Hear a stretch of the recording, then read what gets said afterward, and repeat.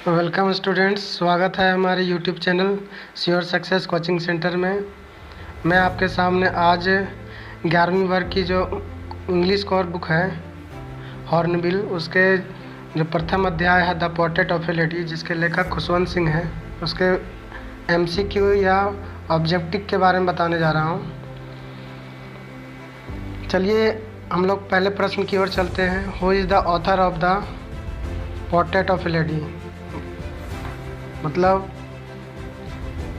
एक औरत का छाया चित्र के लेखक कौन है या एक औरत के छाया चित्र के कथाकार कौन है? तो इसके जो कथाकार हैं खुशवंत सिंह हैं, क्योंकि खुशवंत सिंह ने अपनी दादी माँ का चित्रण किया है। तो इसका जो उत्तर हमारा हो जाएगा खुशवंत सिंह हो जाएगा।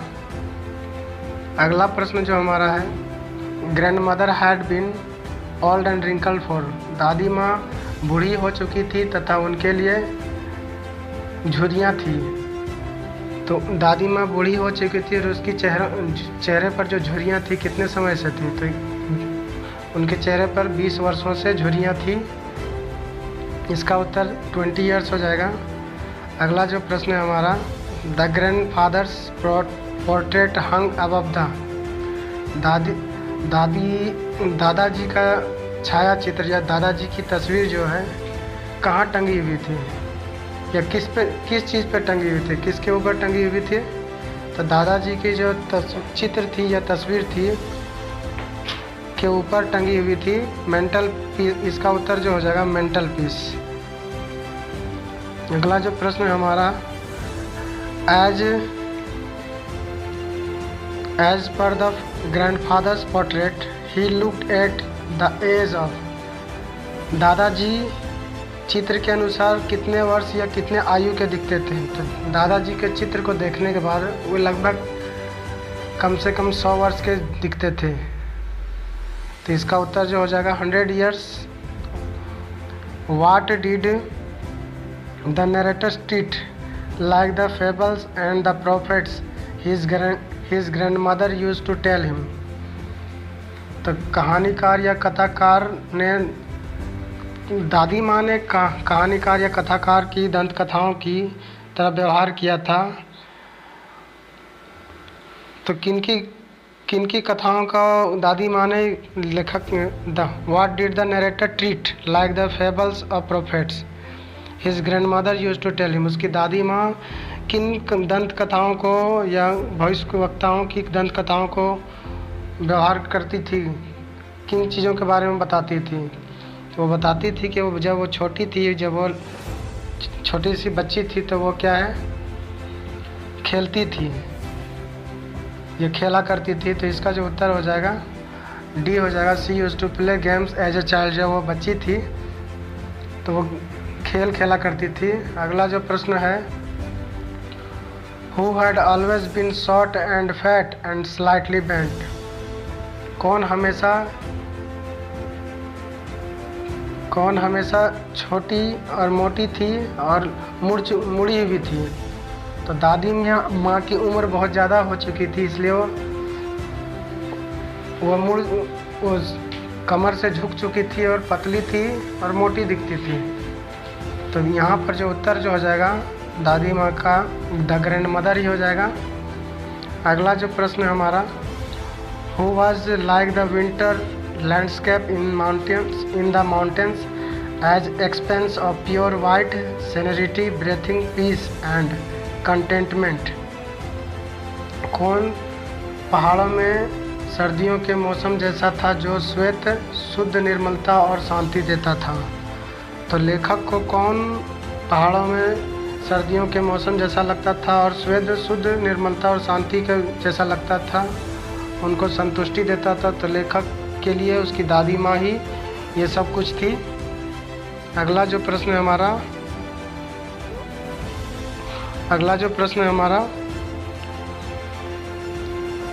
The grand mother and the narrator.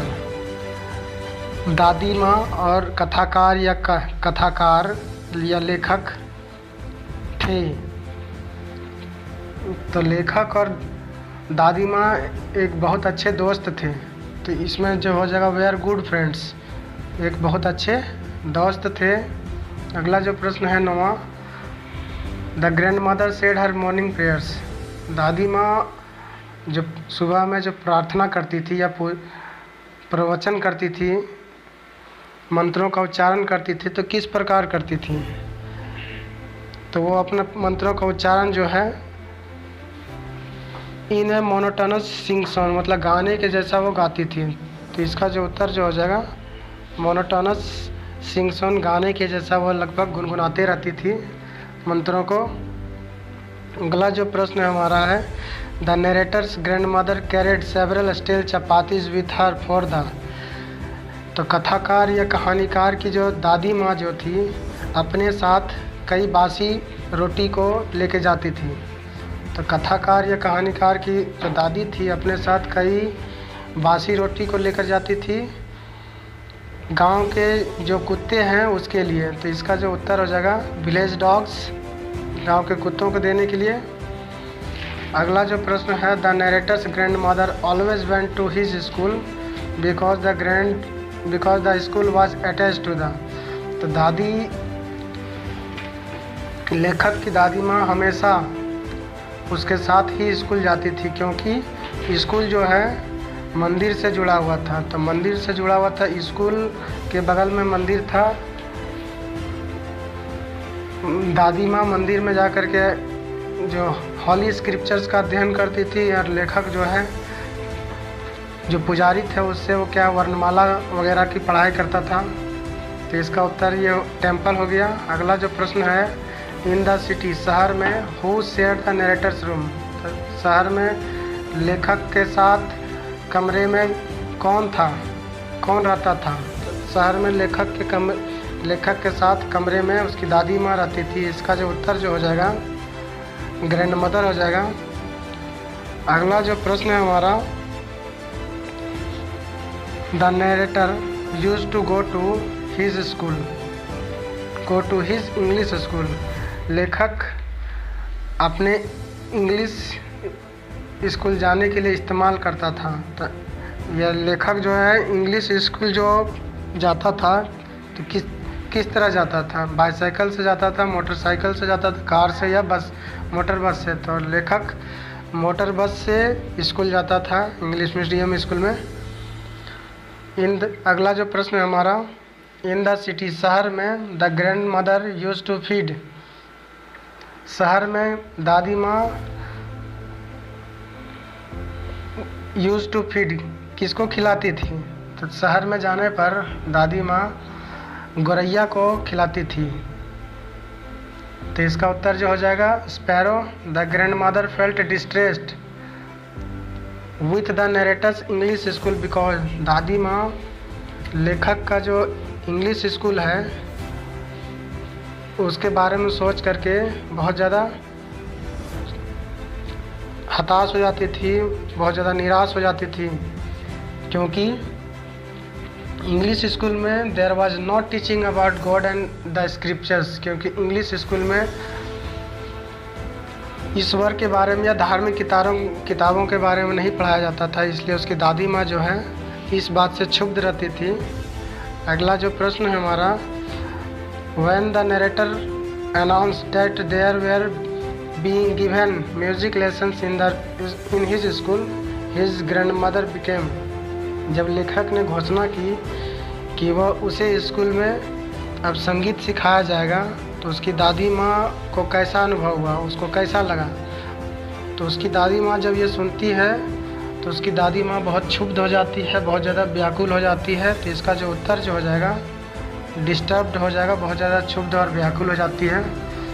अगला जो प्रश्न है हमारा और चलते हैं, what according to the grandmother was the monopoly of harlots and beggars and not meant for gentle form. दादी माँ के अनुसार जो क्या गरीबों का एक केवल एक गरीब भिखारियों का एकाधिकार था, स्वामित्व के लिए जगह नहीं थी। तो हम जानते हैं कि अंग्रेज़ों के दौर में मंदिरों में देवदासी प्रथा हुआ करती थी जिसमें उनसे गाने गवाने का काम कराया जाता था, नाचने गाने का।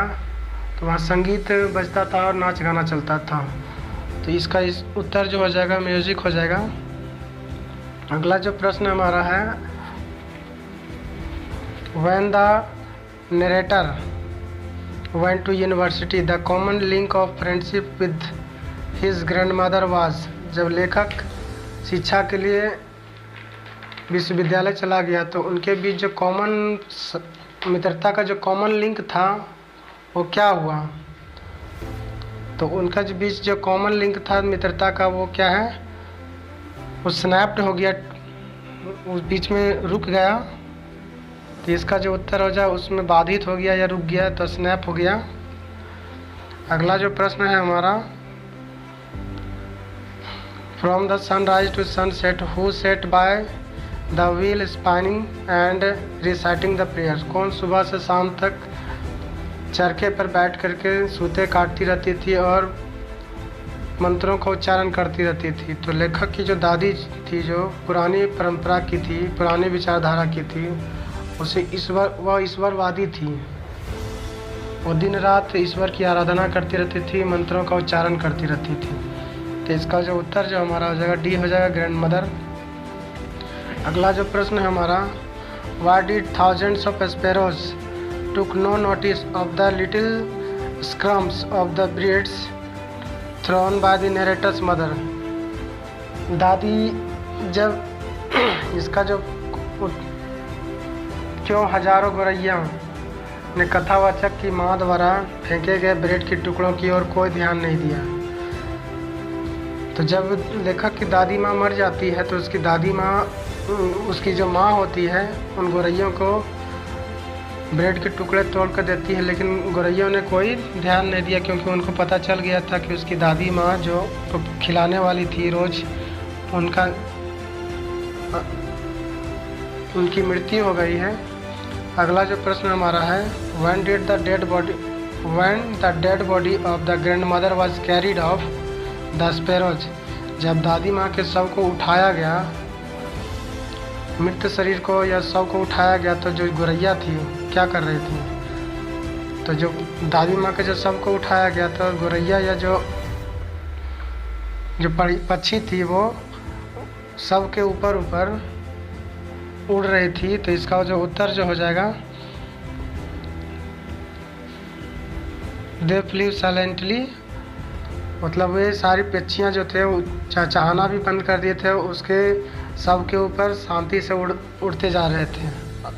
अंतिम जो हमारा प्रश्न है, the word harlots means nearly same as. कौन सा शब्द है जो हार्लोट के समकक्ष है या उसके जैसा है। प्रोफेट का अर्थ होता है पैगंबर। होबल्ड का मतलब होता है लंगड़ाना या फालतू। प्रोस्टिट्यूट्स मतलब वेश्या। फ्रीवोलस मतलब होता है तुच्छ। तो हार्लोट से जो शब्द है उसका जो इंग्लिश टू इंग्लिश अगर मीनिंग अगर देखा जाए तो वो प्रोस्टिट्यूट्स होता है। प्रोस्टिट्यूट्स मतलब वेश्या। प्रोस्टिट्यूट वो होती है जो शहरों में या गाँव में, जिसको कोठे वालियाँ कहा जाता है, जिस्म की धंधा करती हैं। तो आज मैंने आपके सामने 11वीं क्लास की जो हॉर्नबिल है चैप्टर, जो हॉर्नबिल बुक की जो पहला chapter the portrait of A lady, उसके बारे में बताया। आगे और भी वीडियो आएंगे आने वाले चैप्टरों से, इसलिए आप हमारे चैनल को सब्सक्राइब करें, वीडियोस को लाइक करें और बेल आइकन की घंटी को प्रेस करें ताकि आप तक लेटेस्ट वीडियोस के अपडेट पहुंचती रहे। धन्यवाद।